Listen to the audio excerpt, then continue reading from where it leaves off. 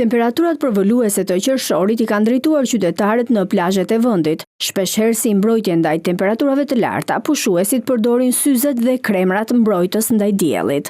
Por ja çfarë thon bluzat e bardha në lidhje me përdorimin e tyre.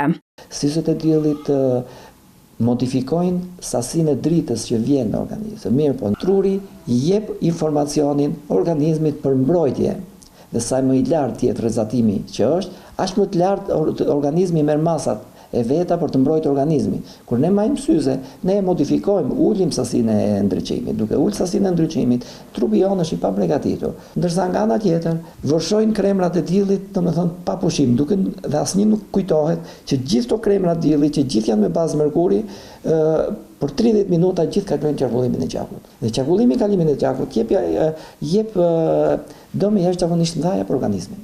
Mjeku I përgjithshëm Bektash Mandri thotë se qytetarët duhet të shmangin rrezet e dëmshme të diellit në oraret e pikut.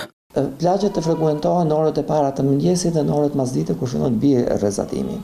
Në kohën që dilet në plazh mundohen të shmangen sa më shumë syzet e diellit me refleks mbrojtës të lartë, sepse farmase ne gënjejmë trurin ton dhe truri nuk jep informacionin që t'i duhet organizmit për mbrojtje nga rrezatimi që ke. Dhe kjo është rezultat, dëmtohet digjet lëkura, jep pasoja të tjera në organizëm.